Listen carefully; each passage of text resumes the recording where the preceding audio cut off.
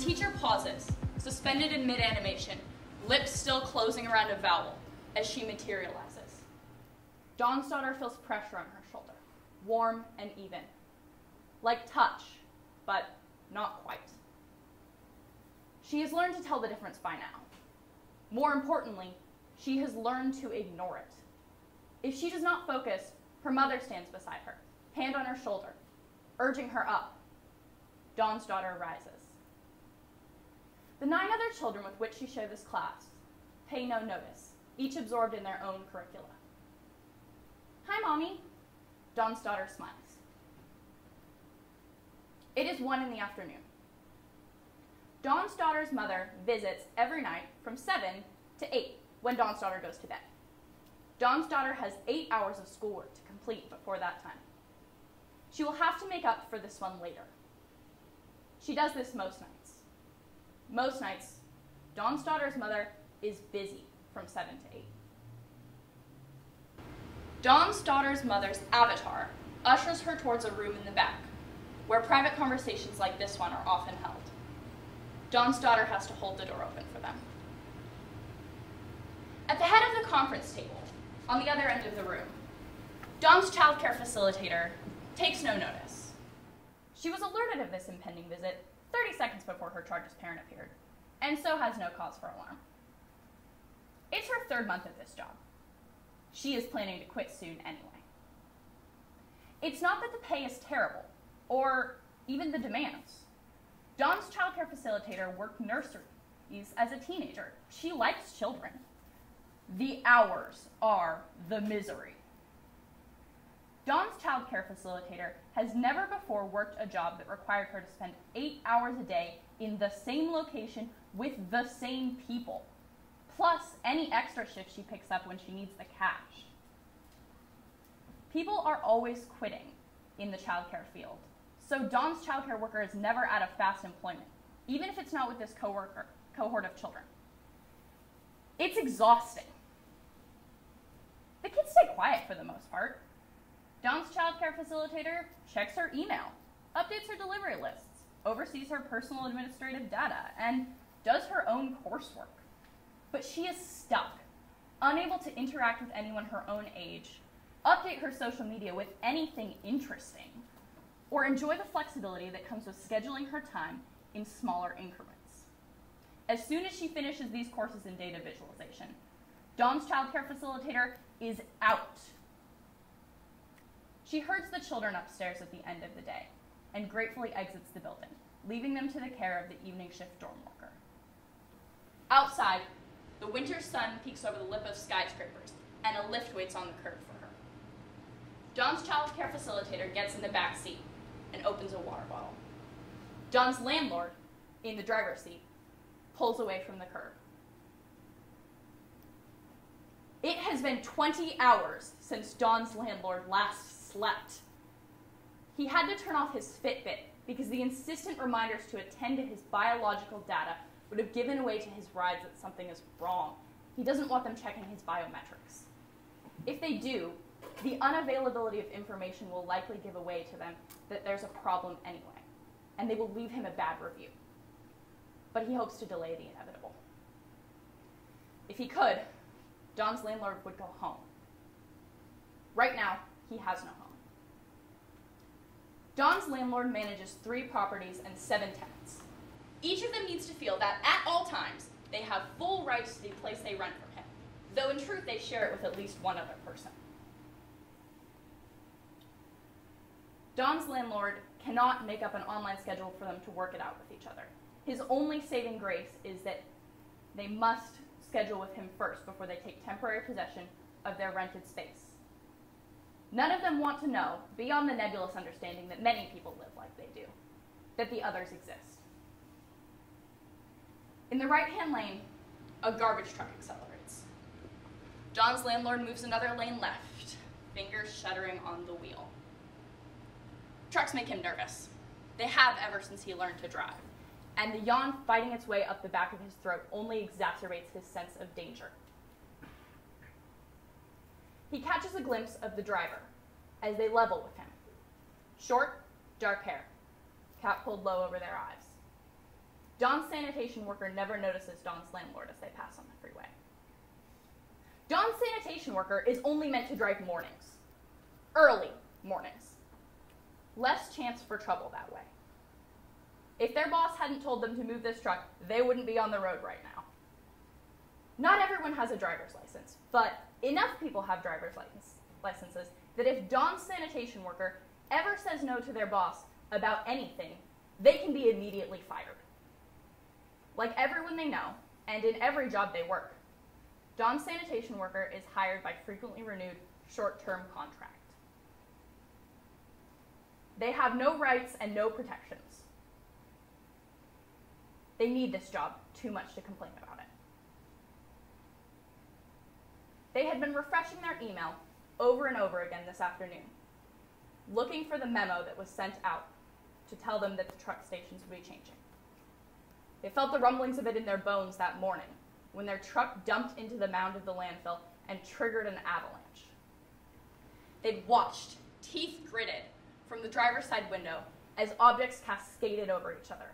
Furniture with legs caught in high heels bumbled over toy trucks, skidded down shipping box, over envelope, over plastic deflated sleeve of what had once been ice, all rushing the wheels of their truck as if determined to be returned to the apartments from which they had been rejected.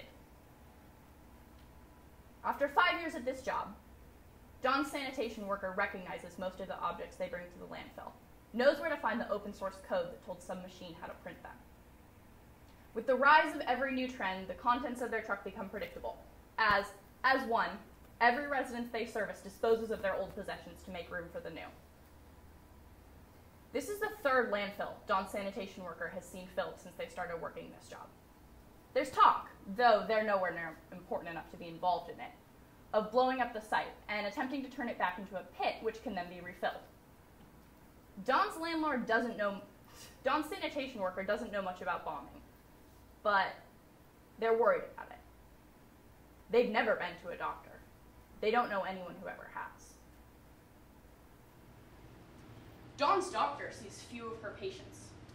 The majority of them remain names on screens to her, lists of symptomology she interacts with only when typical diagnostic tools in cases of illness fail, or else when she is needed to confirm a prescription.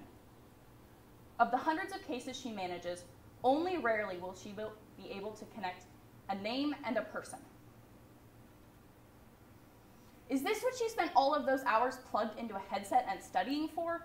Dawn's doctor demands of herself. Medicine is intended to help people. Biometric data sent to her indicates that she is helping. Or at least that she's not hurting. Or at least that she creates statistically favorable outcomes. But where is the element of personhood? How can she know, really, that the hundreds of strangers whose case files she manages are receiving adequate care? In a world like this, what does care mean anyway? Dawn's doctor abandons her tablet, replete with information used almost exclusively by AIs, to her desk. Her offices, crammed into a floor plan of similar offices, all used by medical professionals who rarely cross paths or share information, locks behind her. Outside, the sky is dark, all stars obscured by the light on the ground.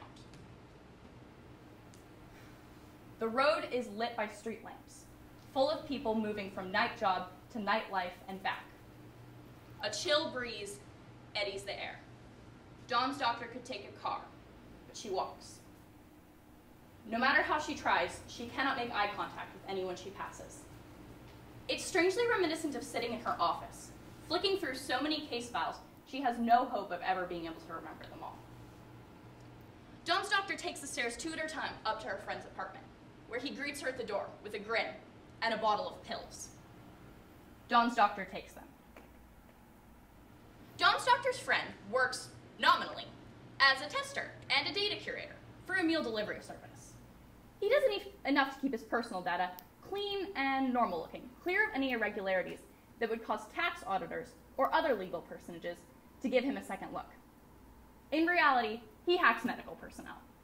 Not Dawn's doctor, but her co-workers, names and case files she provides him. He's careful about it, circumspect as he can be, with the least insertions of code possible to get pills delivered not quite to patients, without arousing the suspicion of the programs that routinely scan these files, looking for anomalies where a hacker might have carved in a backdoor. God bless the automation age, Dawn's doctor's friend crows, standing on a ridge overlooking a behemoth of refuse that rises out of the ground like something from Apocrypha. If the pattern looks right, those simulations can't tell the difference. He sits down, swigs dark liquid from a bottle that glints in the moonlight. God bless fucking artificial intelligence. Dawn's doctor has told him he could be more if he wanted it. He could be Dawn's boss's programmer, or else Dawn's cryptographer. But Dawn's doctor's friend isn't interested. He will never be the CEO who controls all of Dawn's wealth. As long as that's the case, this life, to him, is preferable. Once a week, Dawn's ex-partner comes to his door, exchanges a handful of currency for a bottle of pills. They report the transaction for cleaning services. Dawn's ex-partner's apartment is always a mess. Weekly, Dawn's ex-partner tells himself he is going to clean up this time. Weekly, he does not. He removes the spoiled food from his fridge and rarely washes his colors with his whites, but this is because his appliances remind him otherwise. Anything that cannot be automated, he cannot seem to make himself do. He removed the sensors from his potted plants so he could allow them to die in peace, without recording his failure to water them. Intermittently, his apartment informs him the percentage of debris in the air, and he half-heartedly attempts to dust. The rest of his life can be described in a cycle of objects transitioning from his door, to his floor, to the arm of his couch, to a box, as a new parcel filters in and the old ships out, seemingly without ever impacting the amount of clutter in his life. Once a week, Dawn's ex-partner moves, and with him move energy drink cans and old computers he swears he's going to fix up someday, as the cycle begins again. At first, this was something that held him and his partner together, though her apartment was always spotless. While Dawn's ex-partner never cleans, she preferred to do her own cleaning, claiming the manual labor was relaxing. They concurred that they preferred not to have strangers poking around their space. Dawn's ex-partner left it unspoken that in the weeks she lived in other apartments, her space likely has not belonged to someone else. They didn't talk about a lot of things like that. Dawn's ex-partner never mentioned to her the alert he received on her 30th birthday, reminding him that female fertility was a bell curve, and for best chance of producing a child without birth defects, his partner ought to consider reproducing soon. They never talked about it, even when, 6 months later, Dawn's ex-partner's partner told him she was pregnant. Every morning, Dawn's ex-partner visits Dawn's daughter while she gets ready for school.